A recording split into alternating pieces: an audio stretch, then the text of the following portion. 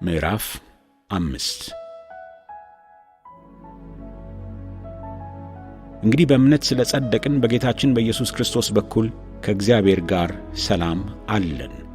በእርሱም በኩል አሁን ወደ ቆምንበት ጸጋ በእምነት መግባት ችለናል። የእግዚአብሔርንም ክብር ተስፋ በማድረግ ሐሴት እናደርጋለን። በዚህ ብቻ ሳይሆን በመከራችንም ሐሴት እናደርጋለን። ምክንያቱም መከራ ትዕግሥትን እንደሚያስገኝ እናውቃለን።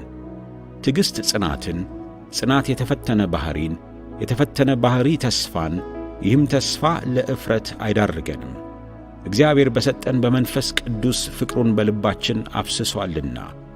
ገና ደካሞች ሳለን ልክ ጊዜው ሲደርስ ክርስቶስ ስለ ኀጢአተኞች ሞቶአልና። ለጻድቅ የሚሞት ሰው ማግኘት እጅጉን ያዳግታል። ለደግ ሰው ሲል ሊሞት የሚደፍር ምናልባት ይገኝ ይሆናል።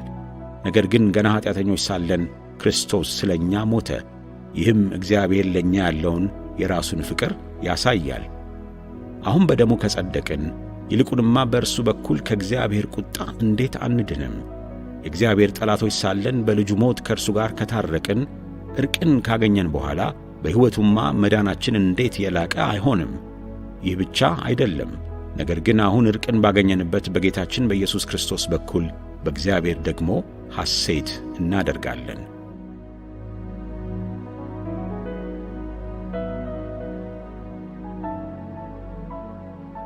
ስለዚህ ኀጢአት በአንድ ሰው በኩል ወደ ዓለም እንደገባ ሁሉ ሞትም በኀጢአት በኩል ገብቶአል።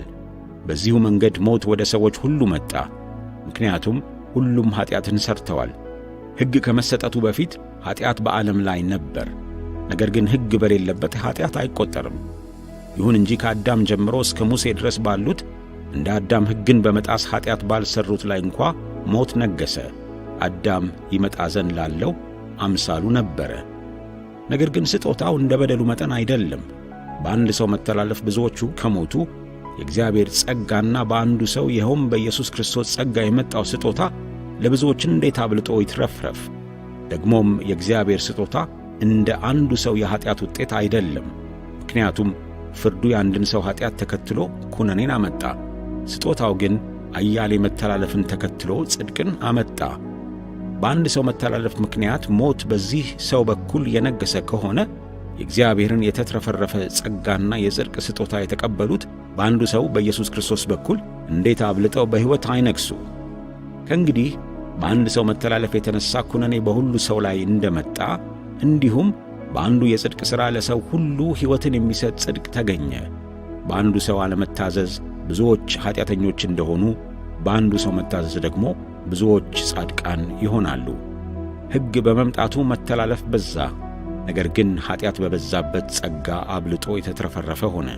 ይህም የሆነው ኀጢአት በሞት እንደነገሠ ሁሉ በኢየሱስ ክርስቶስ በኩል ደግሞ የዘላለም ሕይወት ይገኝ ዘንድ ጸጋ በጽድቅ እንዲነግሥ ነው።